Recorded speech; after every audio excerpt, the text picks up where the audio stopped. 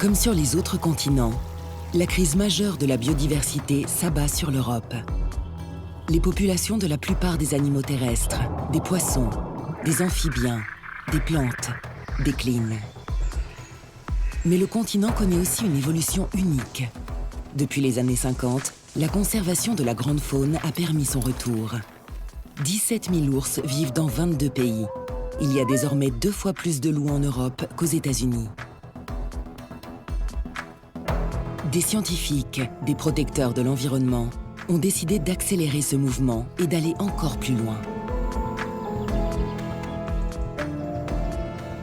We see wildlife coming back in Europe, but we have to realize it's still very low compared to what we had in the past. The animal densities in somewhere like Europe were probably very similar to the animal densities that we see now in animal-rich parts of Africa. Leur objectif, retrouver une nature sauvage sur le continent européen. Leur moyen, le rewilding, littéralement réensauvagement.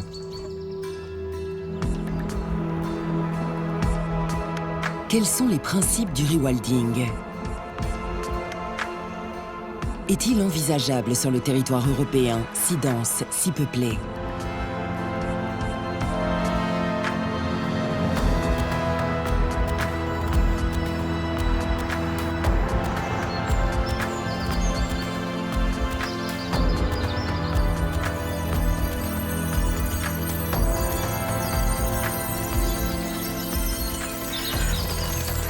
Rewilding has emerged, I'd say, in the last 20 years as a new paradigm for nature conservation. It's bubbled up in different parts of the world in different ways. And it's something that's been subject to a great deal of discussion and hope and anticipation.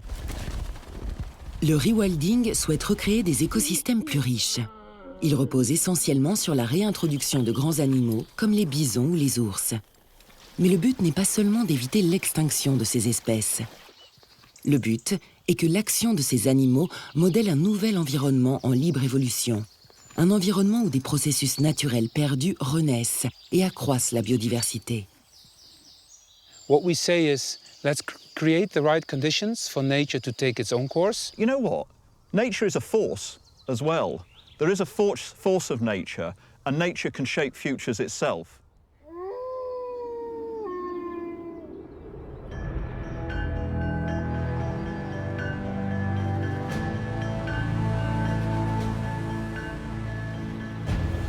Avant d'essaimer en Europe, le rewilding est né aux États-Unis dans les années 90. Le concept a trouvé son application la plus exemplaire dans le parc national Yellowstone. Une expérience qui a marqué les esprits.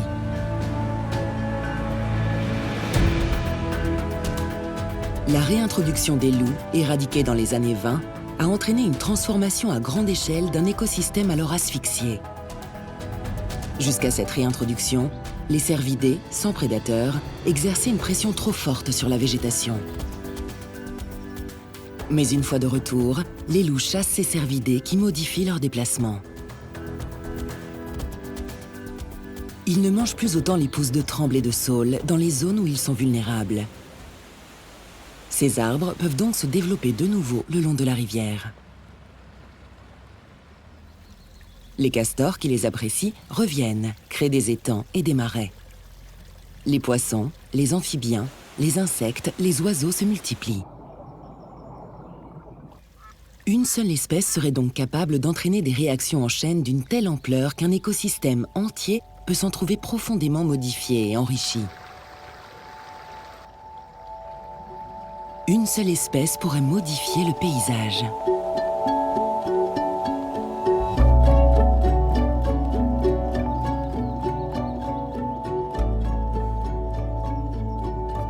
Les loups auraient-ils ce potentiel en Europe?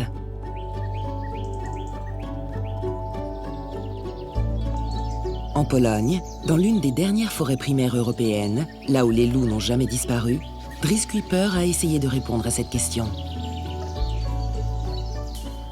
So this Białowieża forest is special in Europe because now almost 100 years there has been no forestry activities and no ungulate management. So that means that how this forest looks like, it is completely It's completely made by natural factors, and that is quite unique in European systems. On top of that, we have here quite a complete ecosystem. So we have the top carnivores, European lynx we have here, wolf. And also you have large herbivores, and there's 5 different species here. European bison, moose, red deer, roe deer, and also wild boar. So it is a very complete ecosystem.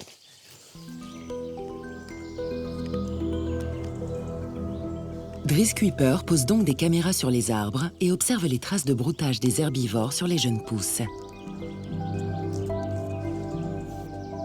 De ces données, il décrypte des déplacements, des interactions entre les proies et les prédateurs, des comportements spécifiques qui permettent ou non à la végétation de croître.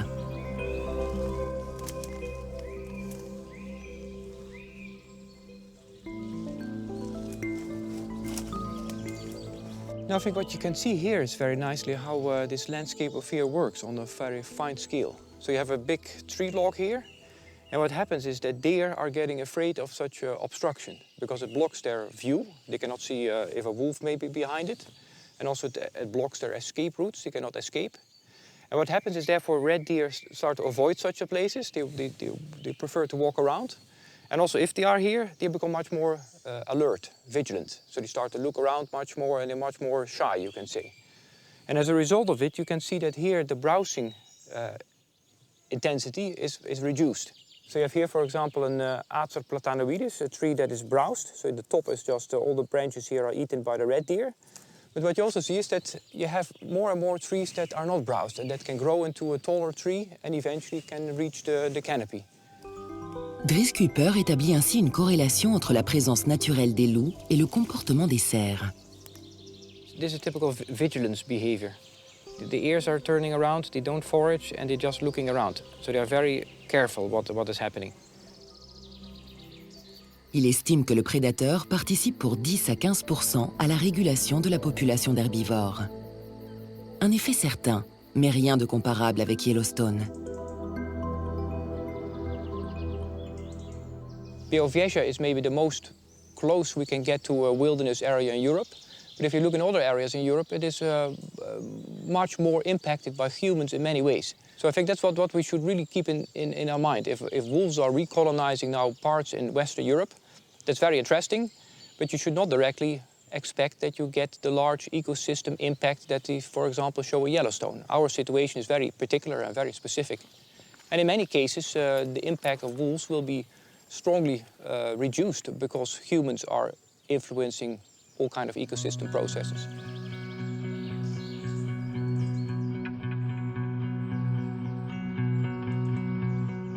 La différence entre Białowieża et Yellowstone tient en partie à leur surface. La forêt polonaise est 85 fois plus petite que le parc américain, où les humains ne sont que de simples visiteurs.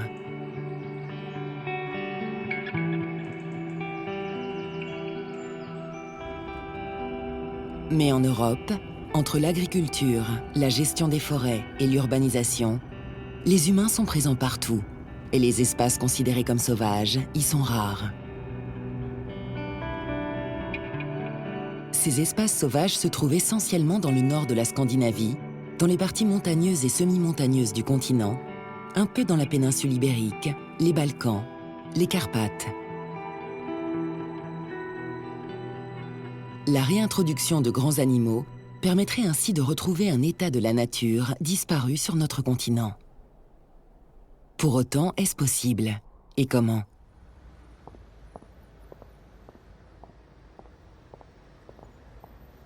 À Oxford, Jamie Lorimer réfléchit à nos conceptions sur la protection de la nature dans un continent où l'influence de l'homme est partout.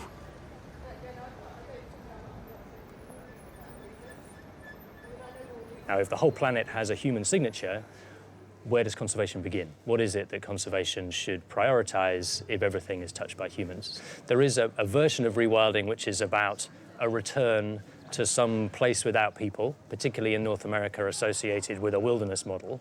But I think in a European context where there's a much longer history of landscapes being managed by people, there's a notion that rewilding could orientate a more future-orientated model of conservation.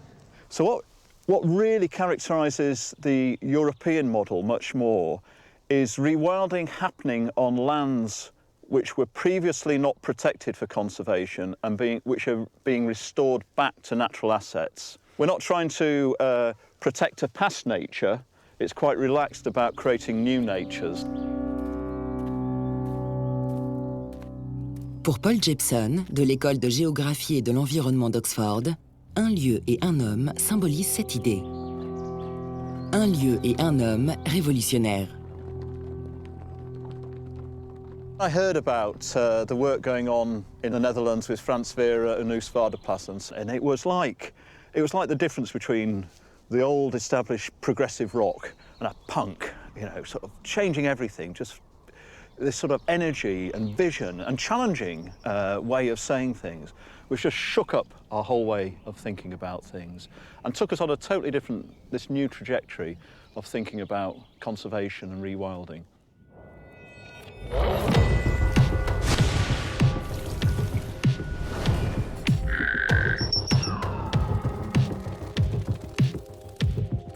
Oostvaardersplassen, un polder de 5600 hectares aux Pays-Bas. Un paysage et une densité de faune rappelant presque le parc national du Serengeti en Tanzanie.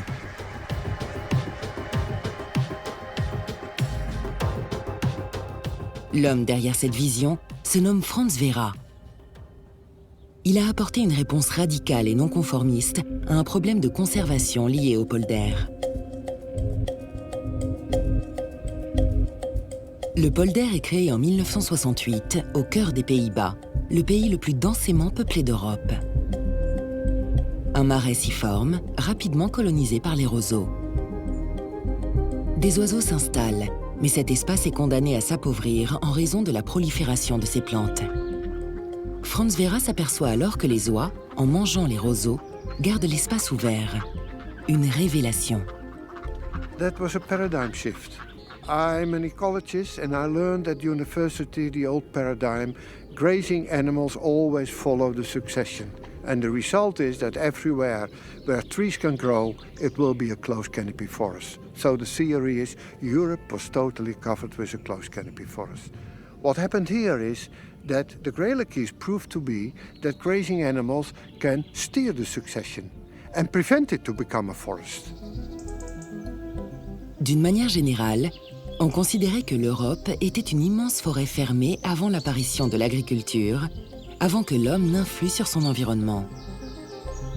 Cette théorie impliquait donc que les herbivores soient incapables de façonner un paysage. Ils s'adaptent à celui-ci.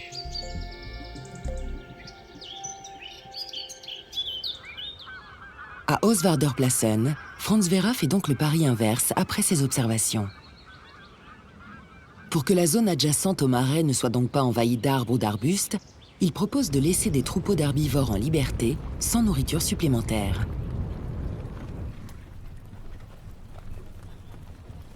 For all scientists said, no, it's impossible, because we know we had our oxes in Europe, we had wild red deer, we had moose, we had European bison, we had tarpon, and you know, all over Europe was closed canopy forest. Oostvaardersplassen devient alors une sorte de laboratoire dans un espace fermé.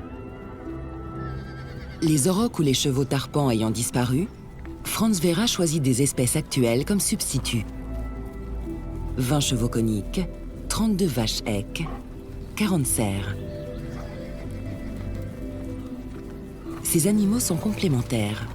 Les chevaux mangent de l'herbe plus courte que le bétail, mais le bétail broude davantage et s'occupe d'espaces qui n'intéressent pas les chevaux.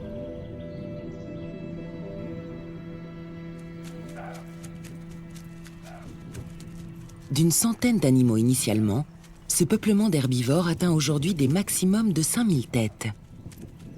On observe des troupeaux dont la taille paraissait impossible en Europe. Cette population est régulée par la quantité de végétaux disponibles et la rigueur des hivers. Le nombre d'herbivores peut alors diminuer d'environ 30%, voire 60% lorsqu'il est très rigoureux. Cette dynamique de la population des ongulés influence celle des plantes, des insectes et des oiseaux. En fonction de la quantité d'herbivores, des espèces colonisent ce milieu, d'autres disparaissent localement, puis reviennent, comme cette plante jaune. And one of the things that I didn't expect, but is also a booms and busts, is what we see with ragwort. It suddenly appears and it goes now from the east area to the west area. But we know also within 3 or 4 years they will almost disappear again. So, and this now is a very good opportunity for insects. Une étude faite entre 1996 et 2012 montre que les grands herbivores ont façonné la végétation.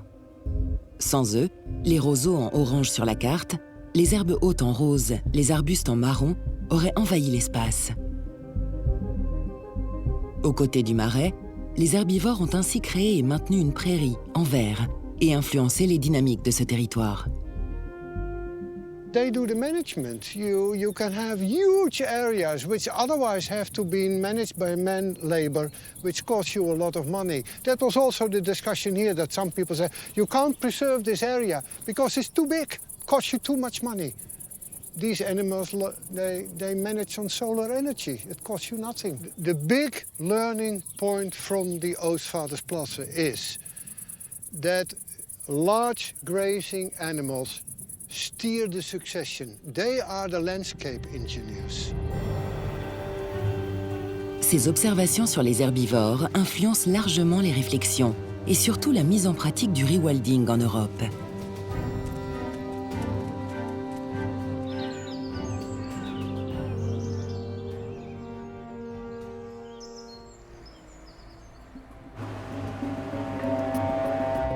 Franz Schepers est l'un des acteurs importants du rewilding en Europe. Il attend ce camion qui a parcouru 2000 km depuis Berlin. Les 15 derniers sont éprouvants.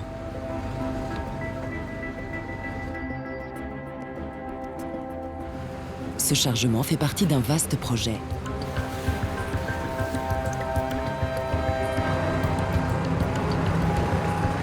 Depuis 2014, Franz Schepers relâche des bisons issus de zoos de réserve dans le sud des Carpates.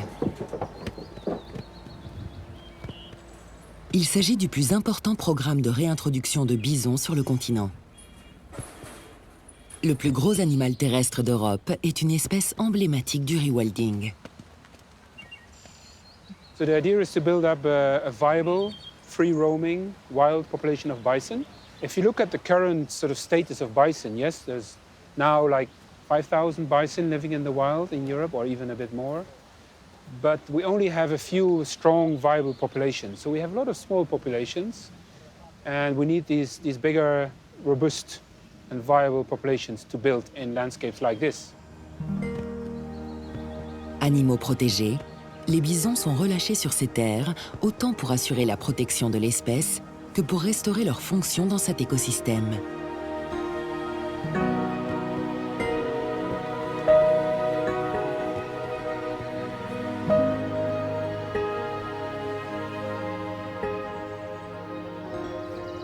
You see this one really stayed in the forest. You can see sort of how it moved around. When the herd grows, they will explore new areas, they will try and find new places, better food, depending on the season, of course. In the summer season, they are out in the fields a lot and they like to eat grass. But in winter, of course, there's much less grass. And so they have to change to other types of food. So what they do in winter, they debark trees, they eat branches, they have much more impact on the vegetation. Le bison agit fortement sur son environnement. Grâce à sa taille et son poids, il brise les branches basses et les arbustes en marchant. Il est capable d'atteindre les branches et les écorces à plus de 2 mètres de hauteur et de manger les parties ligneuses des arbres. Sa présence permet ainsi de créer des trouées, voire des clairières dans le milieu boisé. La lumière pénètre et permet ainsi la prospérité de nombreuses plantes, donc de nombreuses espèces animales. Ses fonctions dans les écosystèmes ont été perdues au cours de l'histoire. Tué, chassé par les hommes, le bison a disparu des monts Tarkou au XVIIIe siècle. En Europe, on compte désormais 5000 bisons, aussi peu nombreux que les rhinocéros noirs en Afrique. We have to realize that in Europe we got used to empty landscapes. We often say beautiful theater. but where are the actors?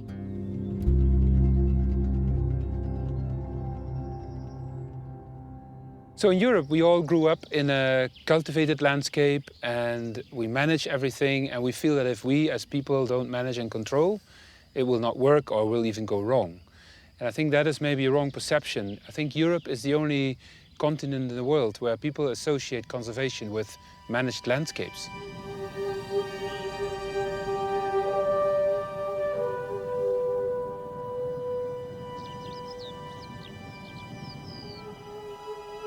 La réserve naturelle d'Otmore en Angleterre incarne parfaitement cette approche.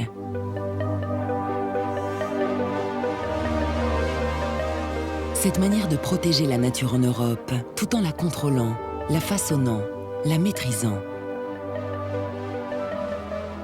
Paul Jepson y emmène régulièrement ses étudiants. When I bring my international conservation students down here, they look at this and they turn to me and say, "Why have you brought us here? It's a field. You know, is that conservation?" And actually this is UK or European conservation. And they're right in that sense that it's a field. We've got ourselves into this stage where we're farming biodiversity, where we're farming nature.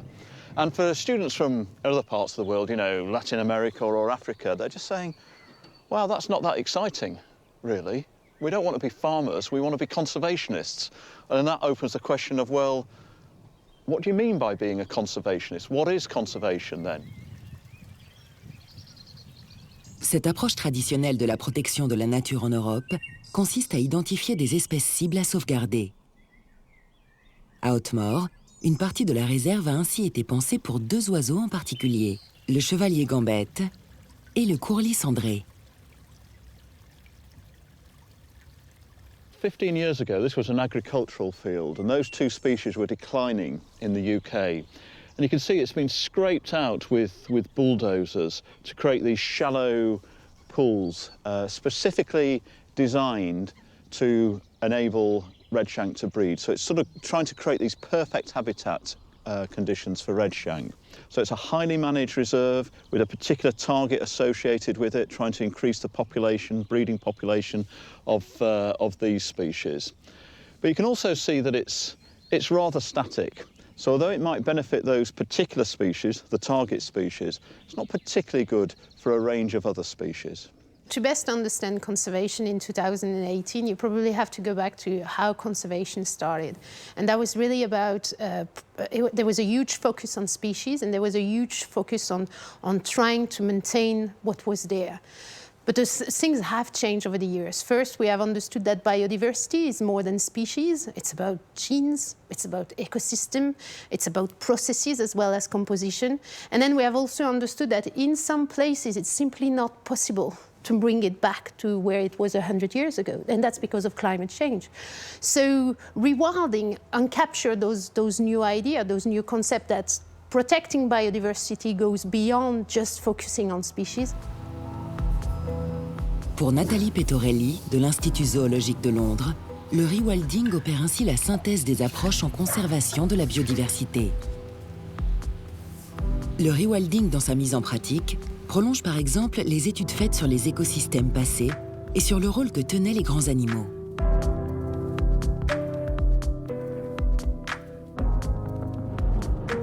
Ces études remettent en cause nos idées sur la nature européenne avant que l'homme ne la modifie. À quoi ressemblait cette Europe originelle? Et les grands animaux étaient-ils les ingénieurs de ces paysages?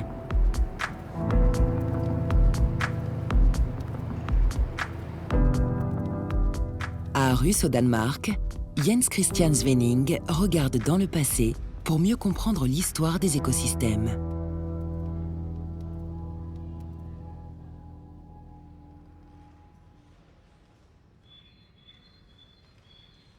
So traditionally it's been believed that European landscapes before introduction of agriculture was covered by dense forests.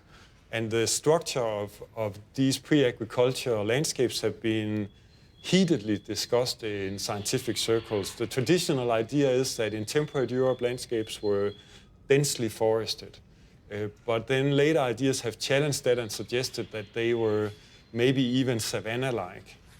So the research that we've done in my team has shown that European vegetation before introduction of agriculture was actually quite mixed. So there was dense forest areas, there was also semi-open and open areas.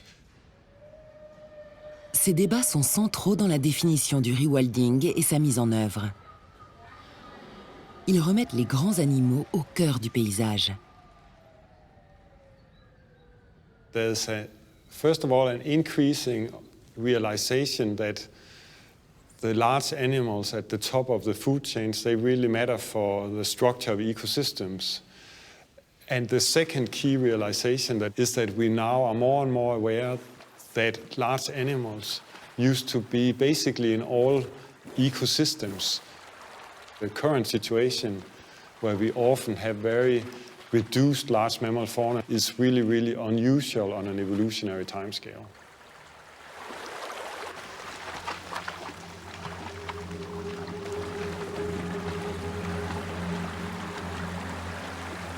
Ce regard dans le passé modifie ainsi les conceptions sur le fonctionnement des écosystèmes et fait s'interroger sur le rôle exact des grands mammifères.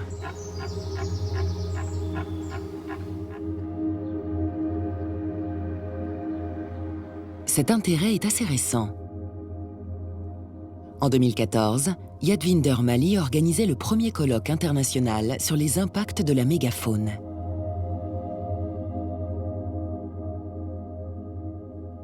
The whole science of ecology, as it's grown up in Europe and in North America in particular, has been shaped by landscapes without megafauna. So what we think of as ecological optimal states are often artificial states, free of the large animals that once shaped these ecosystems.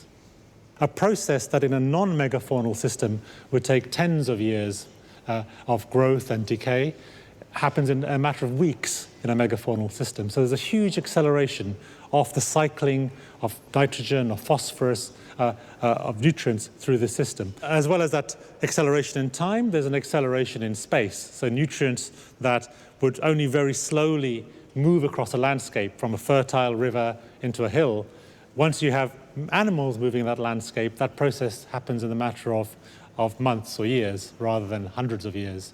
It's this mixture of great speed and consciously moving, seeking in food and dealing with food that makes the entire biogeochemistry of megafaunal systems very different from megafaunal poor systems. La mégafaune accélère donc les processus en œuvre dans un écosystème. Il les multiplie, favorise les dynamiques et la richesse de l'ensemble.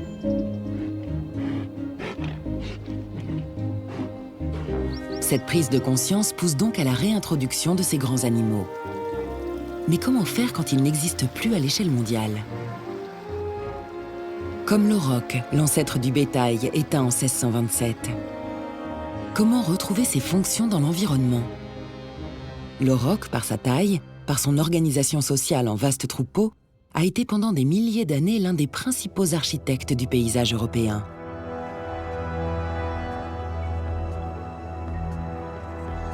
Certains souhaitent aujourd'hui lui redonner vie en utilisant ses descendants, des races de vaches domestiques. They are very well adapted to these landscapes. Yeah, and I can imagine whether you see a rock or a cow. Yes. Hard to tell. Yeah. Sometimes it's the same. If it is in the shade, because they are all black, very, very dark. Yeah. Sometimes they are in the shade and you really don't see them. Yeah, I understand. Ronald Godry visite la réserve de Faia Brava au Portugal, sur laquelle veille Eduardo Realinho au quotidien.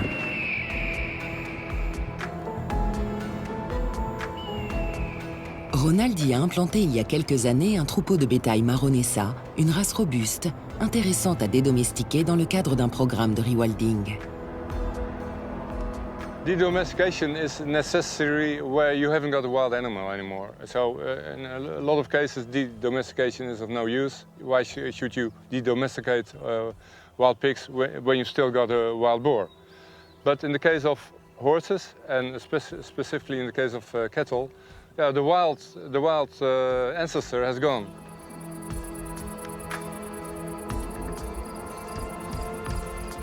Ronald Godry veut donc recréer le roc.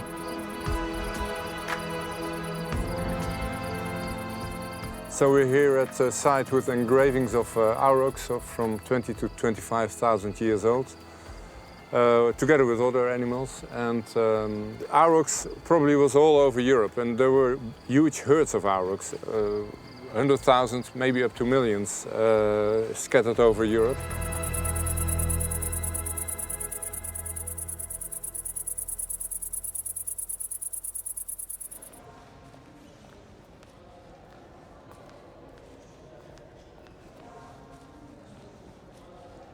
Pour arriver à ses fins, Ronald Godry croise différentes races de bétail. Il cherche à obtenir des attributs physiques propres à l'auroch. Un gabarit, une hauteur sur pattes, une longueur de corne qui faisait la spécificité de l'animal. A lot of species have gone extinct, but aurochs has not gone extinct. The species is everywhere. There are 1.2 billion cattle in the world. So the DNA of aurochs is still there. It's in the millions of animals around the world, and it's specifically there in breeds that have not been altered very much since in the domestication process. We are convinced that an animal has the best chances of surviving when it looks as close as can be to aurochs. It doesn't necessarily need to be a copy, but it needs big horns to be able to survive in wolf surroundings. It needs to be high on the legs to be able to cover large distances. So we really think we need those primitive characteristics which are still there in different breeds in Europe. Le projet devrait durer encore une vingtaine d'années. Ronald Godry utilise aujourd'hui 4 espèces, dont la Marronessa.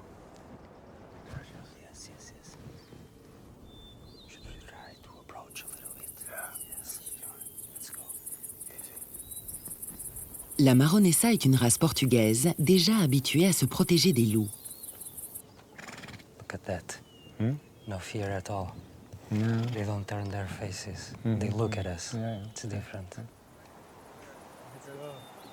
Une race adaptée à son environnement, toujours sur le qui-vive, agile, prête à se défendre. Elle est difficile à repérer dans les 1000 hectares de la réserve de Faia Brava.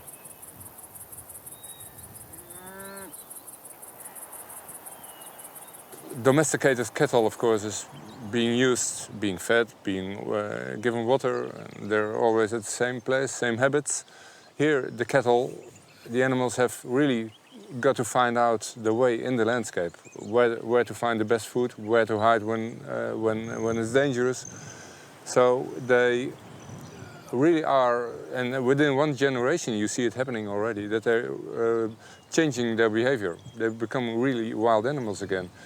And well, this is for me also a bit of an extreme situation that this happens within, in fact, a couple of years. I mean, this is the profound philosophical challenge with thinking about rewilding now. We've got these amazing understandings of animals, potentially these amazing technologies. Can we use those in ways that will make Europe a wilder place? What rewilding allows us to imagine is some animals that live somewhere between the two extremes of the domestic and the wild. That you could have a de-domesticated or a backbred animal that has some of the properties you might want in a wild animal. So it breaks down that binary division between the wild and the domestic.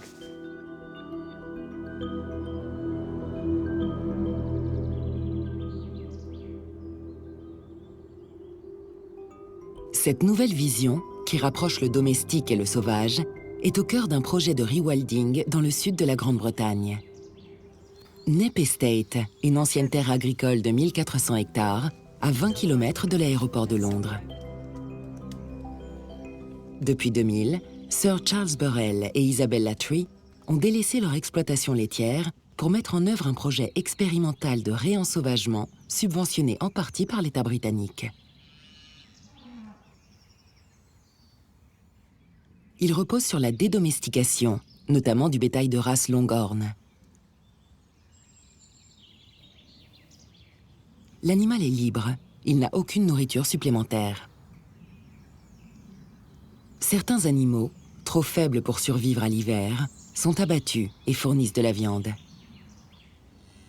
Charles et Isabella redécouvrent leur comportement. So here we're just trying to do a replacement, a kind of proxy for animals that would have been here in the past 10,000 years ago. And we can see that the way they disturb, and you can see that they don't just eat grass, cows. We're used to seeing them eating grass, but you know, they're really happy kind of exploring, and they've stripped all the foliage off these branches that we've cut down. So they'll eat all sorts of vegetation, and they'll also move seeds around in their guts. They'll transport nutrients from one place to another. So they're a huge sort of vector of change and disturbance. À Neppe, ces effets sont immédiatement visibles.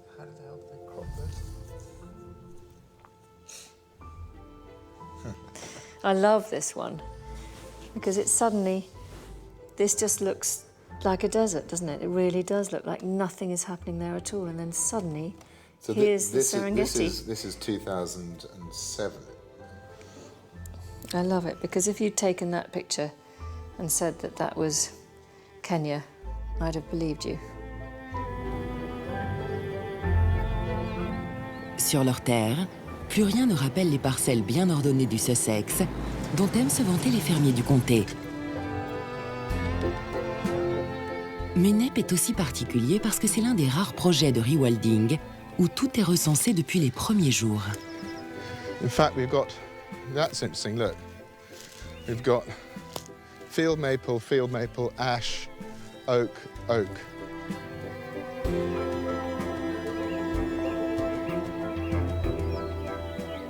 Charles Burrell et Isabella Tree lient ainsi le retour des tourterelles à l'action des cochons Tamworth, utilisés comme substitut des sangliers, interdits sur les propriétés anglaises.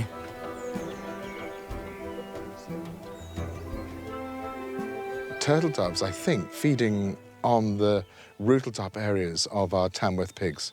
And that's what I think is really interesting about this site. You've got this growing population, and is it because of the Tamworth pig that we're seeing this bird actually still growing in numbers rather than declining like the rest of Britain? For us, it's of all our wildlife successes, it's the most astonishing and the most unexpected.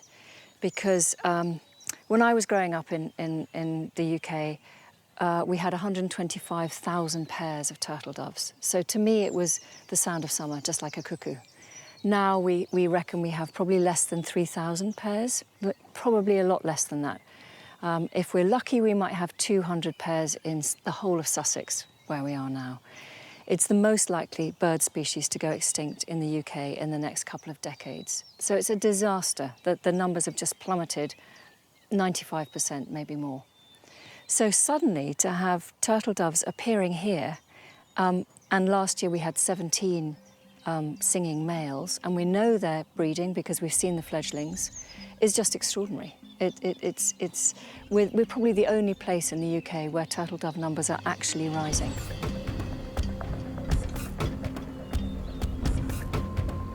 Les scientifiques s'intéressent désormais à tout ce qu'il se passe à Neppe. Les insectes qui viennent pondre dans les traces de pas du bétail, comme les abeilles Lasioglossum. La terre qui est remuée par les animaux et permet à des saules hybrides de pousser. Ces saules produisant eux-mêmes une feuille unique qu'apprécie le grand Mars changeant. Sa population explose à Neppe comme nulle part ailleurs en Grande-Bretagne. Et c'est vrai pour beaucoup d'autres espèces.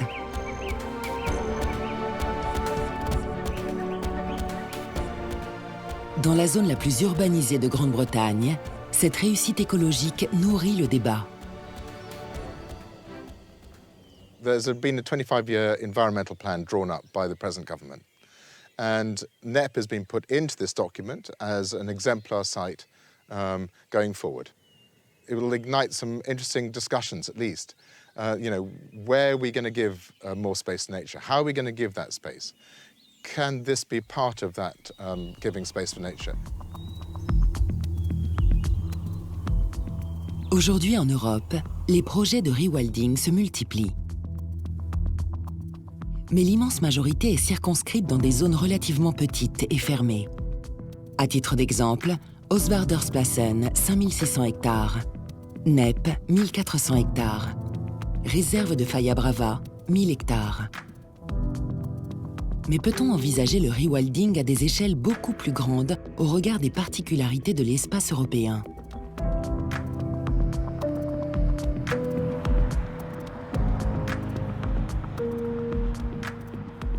En 2016, Aurora Torres a étudié la fragmentation du continent. Pour comprendre comment cette fragmentation agit sur les espèces, elle a recensé les infrastructures routières et ferroviaires, puis déterminé les distances qui nous en séparent, quel que soit l'endroit où l'on se trouve.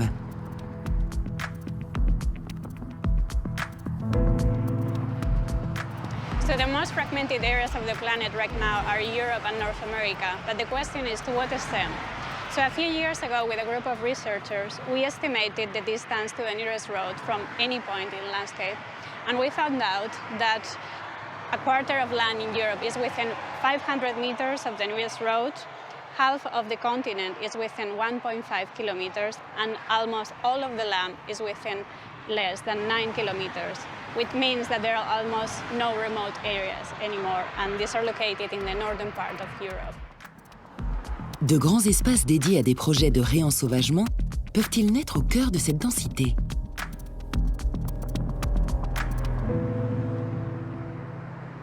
À Leipzig, au sein de l'IDIV, le Centre allemand de recherche intégrative sur la biodiversité, Aurora Torres et Nestor Fernandez essaient d'identifier ces zones. This means that in that moment those areas were suitable, but right now they might be strongly degraded, so they are not suitable for this species. In reality, what it means is that from the point of view of vegetation, they are suitable. Une évolution majeure du territoire européen guide leurs recherches.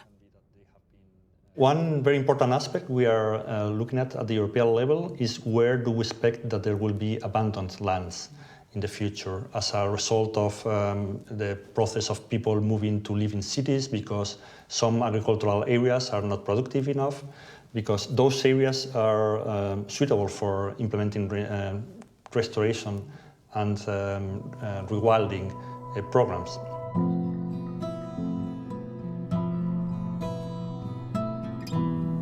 La déprise agricole est une tendance générale en Europe. Entre 1960 et 2010, la population rurale a baissé de 70%. Les conséquences sur le territoire sont importantes, surtout dans les régions montagneuses et semi-montagneuses. Les terres n'y sont plus dominées par l'agriculture. Ce phénomène est loin de s'éteindre. D'après les projections, entre 5 et 15% des terres cultivées pourraient disparaître dans les endroits où une agriculture vivrière offre de minces revenus.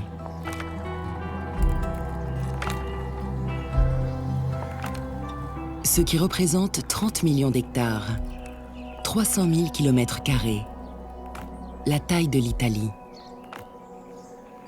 If we want rewilding to be really an influential measure to preserve biodiversity, we need to go to broad scales. It is not only about managing, as I said, natural parks or protected areas or enclosures where we reintroduce species. It is about managing the entire landscapes with the people that live in those landscapes. La réintroduction des bisons en Roumanie en est une illustration. Elle tire avantage de la déprise agricole pour restaurer à grande échelle ces processus naturels par de grands animaux. Dans les réflexions sur le rewilding, il y a aussi l'idée d'aider les zones rurales à survivre économiquement en générant des activités liées à la vie sauvage.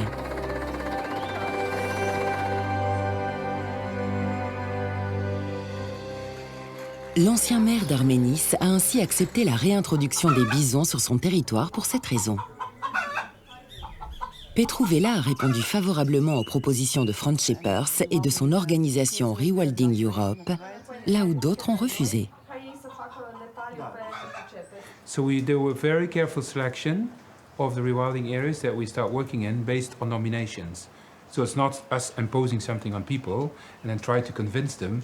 It's actually the other way around. So it's demand driven. That's really important because These kind of initiatives need to be locally driven and the ownership needs to be in these areas. And then we play a support role. Prima idee a fost că din momentul în care ajung zimbri în teritoriul Comunei Armeniș, o să crească un pic popularitatea și putem dezvolta zona din punct de vedere turistic.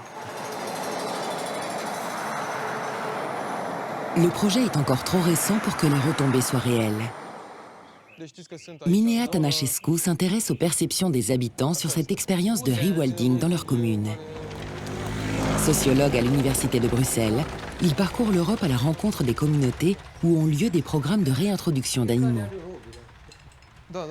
Rewilding projects are often presented as bringing a new kind of economy to abandoned rural areas. And that's something that to me is as important as the ecological side, because these communities are not entirely abandoned. Creating a rewilding economy is in fact very difficult, because human communities, particularly in Europe, have developed economically by extracting resources from the land. And this is proposing something completely different. And it's not entirely clear how to always make that happen. Un autre aspect est aussi important, celui de la cohabitation entre l'homme et l'animal, celui du conflit. Matei a vu les bisons venir sur sa propriété. Zimbru, când a venit, l-a luat și după frunză, după frunză, după frunză, după frunză, după frunză, după frunză, până a trecut peste el. Și acela, și ăla, și ălălalt, și altul, și altul, tot așa. I-a luat în piept.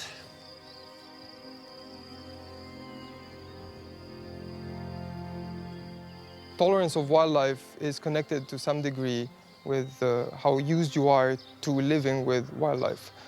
So for instance, in rural communities in the southern Carpathians, they have lived uninterruptedly with bears and wolves. And therefore, the kinds of potential conflicts that come from that cohabitation are managed more or less naturally at the local level. It's definitely going to be harder in places where big wildlife has disappeared to bring them back and to have people accept it.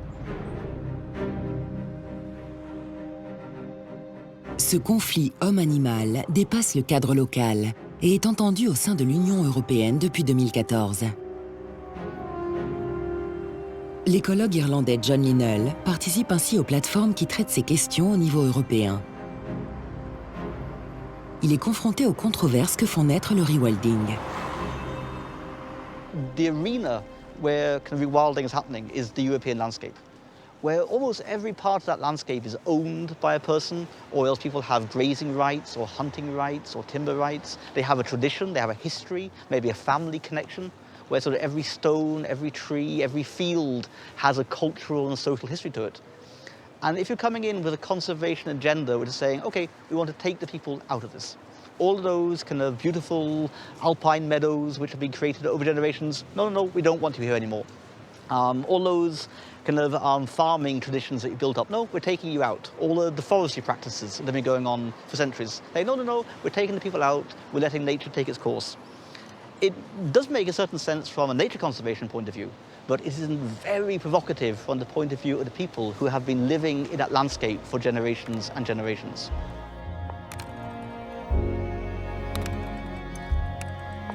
Ces bisons qui se roulent dans les champs résument les problématiques que pose le rewilding. À l'échelle du continent, sommes-nous prêts à cohabiter avec ces animaux et l'ensemble des formes de vie qui nous entourent? À remettre en cause des paysages et des pratiques qui façonnent l'Europe depuis des siècles en acceptant la libre évolution de certains écosystèmes. Le rewilding est une approche encore récente. Elle cherche ses réponses dans des expériences empiriques et variées sur l'ensemble du continent. Et aujourd'hui, les controverses que le rewilding fait naître ne semblent pas tant être écologiques qu'éthiques, sociétales, politiques.